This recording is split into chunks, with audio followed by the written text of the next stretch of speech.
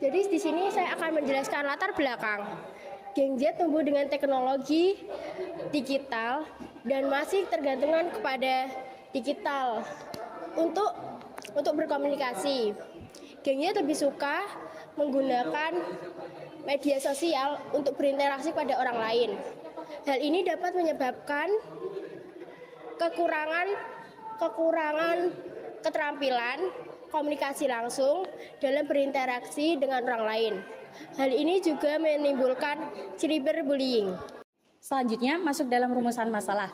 Ada 3 tantangan yang akan kita bahas terkait Gen Z dan cara berkomunikasi. Nah, yang pertama itu ada bagaimana meningkatkan keterampilan komunikasi langsung Gen Z di era digital. Yang kedua, ada bagaimana mengurangi ketergantungan Gen Z pada teknologi dalam berkomunikasi. Nah, yang ketiga, ada bagaimana mengurangi keterlibatan Gen Z dalam cyberbullying dan meningkatkan kesadaran tentang dampaknya. Oke, jadi kali ini saya akan membacakan materi proses empatize, yaitu di mana di era Gen Z ini kita meningkatkan empati kita dalam berkomunikasi. Yang pertama itu kita menyusun pendekatan komunikasi, yaitu kita bisa menyesuaikan kata-kata komunikasi yang digunakan oleh Gen Z ini, media komunikasi yang sesuai. Jadi kita memperhatikan waktu dan cara penyampaiannya agar tidak menyinggung ketika kita sedang berkomunikasi dengan orang lain. Yaitu ada observasi juga, Gen Z ini harus lebih memperhatikan dan mengetahui ketika kita berkomunikasi dengan teman kita, dosen dan rekan yang lain, agar lebih nyaman, tidak terjadi kesalahpahaman dan menimbulkan masalah.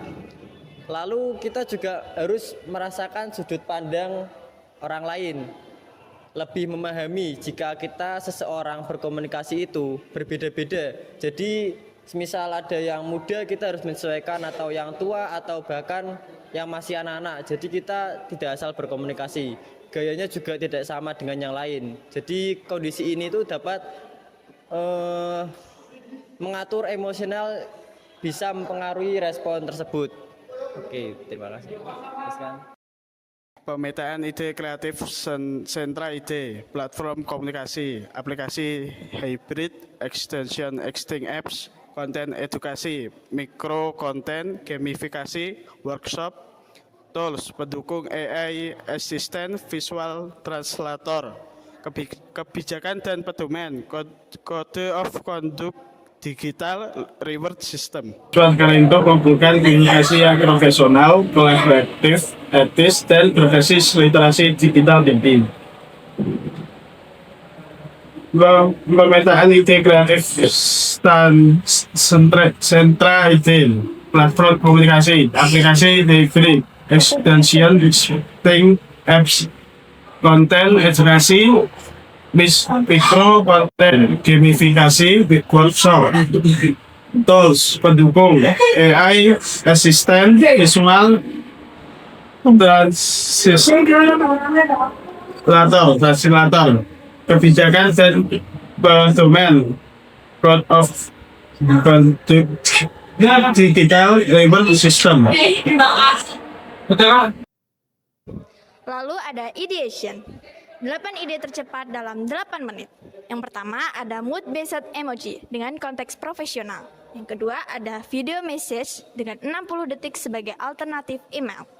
Yang tiga ada tone checker atau AI sebelum kirim pesan. Yang keempat ada digital communication mentor program. Lalu yang kelima ada communication passport personal style guide. Lalu yang keenam ada asynchronous meeting platform dengan visual tools.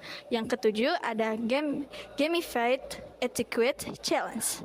Lalu yang kedelapan ada cross generational communication atau Pars book digital. Lalu ada proses seleksi ide kriteria. Yang pertama ada visibility atau kelayakan teknis dan biaya. Lalu ada impact atau dampak pada masalah. Lalu ada user adoption atau kemungkinan diadopsi pengguna. Lalu ada scalability atau kemungkinan dikembangkan. Dan top 3 ide terpilih, yaitu platform hybrid communication atau Campus Connect. Lalu ada micro learning modul digital back. Lalu yang ketiga ada AI Assistant Communication Helper atau Tone Guide. Solusi kreatif, yaitu seperti mikro konten edukatif. Solusi ini Gen Z dapat membuat konten ini di media sosial yang informatif, singkat, dan menarik untuk membuat pesan-pesan penting. Karena pasti akan lebih mudah dipahami dan mudah dijangkau oleh semua banyak orang. Habis itu ada pemanfaatan AI untuk berkomunikasi yang lebih efektif. Seperti pemanfaatan ini hanya untuk membenarkan dan hasil kerja kita. Ya tidak seperti banyak AI yang tersebar, banyak juga yang codingnya masih kurang. Jadi seperti menggunakan AI yang seperti contohnya DeepSeek, bisalah seperti membantu merapikan bahasa peran, membuat ringkasan dan menerjemahkan cepat dan di lain sebagainya. Mengapa Gen Z membutuhkan inovasi komunikasi di era digital? Gen Z hidup di lingkungan digital yang sangat cepat, chat, DM, komentar, dan konten berseliweran tanpa henti. Kecepatan ini memang mempermudah komunikasi, tetapi juga membawa resiko besar. Pesan menjadi dangkal, sering disalahpahami, bahkan bisa memicu konflik hanya karena emotikon atau nada yang tidak jelas. Jadi inovasi diperlukan buat karena Gen Z tidak mampu berkomunikasi, tetapi karena situasi digital menuntut kemampuan baru dan kemampuan membaca konteks, menahan impuls sebelum berkomentar, dan menyampaikan pendapat dengan cara yang lebih matang dan bertanggung jawab. Oke, kita lanjut ke prototype. Di prototype sendiri kita sesuaiin ide yang tadi dijelaskan, yaitu kita akan membuat yang namanya e-book, buku elektronik. Nah, tujuan e-book itu sendiri itu untuk mengedukasi para mahasiswa agar tepat dalam berkomunikasi, terutama di media sosial. Nah, untuk prototype sendiri kita dimulai dari sketsanya ini dulu. Nah, sketsanya kita meliputi sebagai contoh cover halaman e-book itu sendiri. Covernya, desainnya mungkin akan dijelaskan oleh teman saya. Sebagai contoh cover halaman e-book itu sendiri. Covernya, desainnya mungkin akan dijelaskan oleh teman saya. Terus latar belakang e-book, lalu inti-inti materi yang nanti akan ditulis di e-book itu. Kalian bisa baca nanti. Nah, lanjut kita ke storyboardnya alias alur bacaannya. Nah, untuk storyboardnya kita menunjukkan urutan bab-bab dari tujuannya, latar belakang, terus isi materi, misalnya contoh materinya komunikasi di media sosial bagi Gen Z yang baik dan tepat. Nah, untuk frame storyboardnya kita memperlihatkan sebuah perjalanan pembaca dari pengenalan gimana sih caranya berkomunikasi dengan baik, gimana sih caranya kita komunikasi misal contoh dengan dosen, teman, atau orang lain. Jadi pada sebelumnya itu kita telah membuat produk yaitu e-books. Nah, di mana e-books sendiri itu kita menggunakan Canva. Nah, dari Canva itu dari e-books yang kita buat itu ada langkah-langkahnya, yaitu yang pertama itu kita mencari aplikasi yang telah digunakan. Nah, yang kedua adalah pencarian materi yang cocok untuk permasalahan yang terjadi untuk saat ini. Nah, selain langkah-langkah di atas, kita juga membahas tentang desain. Nah, desain itu kita harus simple dan meminimalis. Itu dalam artian tidak banyak corak dan gambar, sehingga kita lebih leluasa untuk memahami isi dari e-books tersebut. Nah, yang kedua adalah pewarnaan.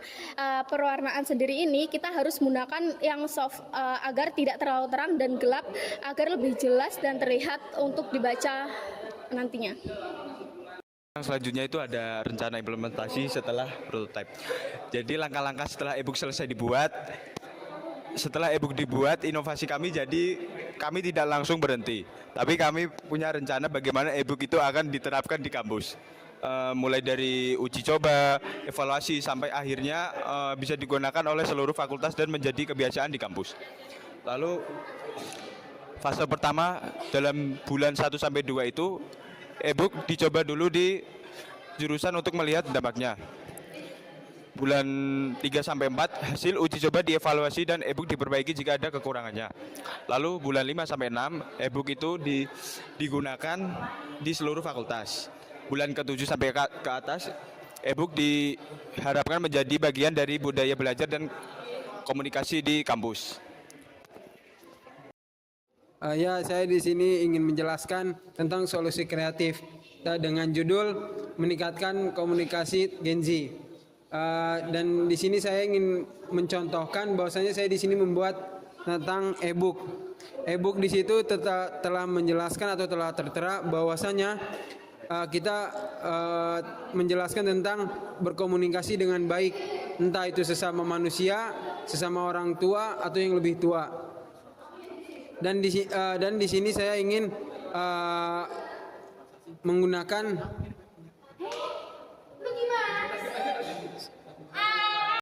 Nah, masuk dalam terakhir pembahasan, yaitu kesimpulan. Gen Z harus fokus pada meningkatkan keterampilan komunikasi yang efektif. Teknologi dapat menjadi alat yang efektif untuk meningkatkan komunikasi Gen Z, tetapi harus digunakan dengan bijak dan harus mengerjakan kesadaran digital sehingga mereka dapat meningkatkan minat dan partisipasi dalam meningkatkan keterampilan komunikasi. Mengapa Gen Z membutuhkan inovasi komunikasi di era digital? Gen Z hidup di lingkungan digital yang sangat cepat, chat, DM, komentar, dan konten berseliweran tanpa henti. Kecepatan ini memang mempermudah komunikasi, tetapi juga membawa resiko besar. Pesan menjadi dangkal, sering disalahpahami, bahkan bisa memicu konflik hanya karena emotikon atau nada yang tidak jelas. Jadi inovasi diperlukan buat karena Gen Z tidak mampu berkomunikasi, tetapi karena situasi digital menuntut kemampuan baru dan kemampuan membaca konteks, menahan impuls sebelum berkomentar, dan menyampaikan pendapat dengan cara yang lebih matang dan bertanggung jawab.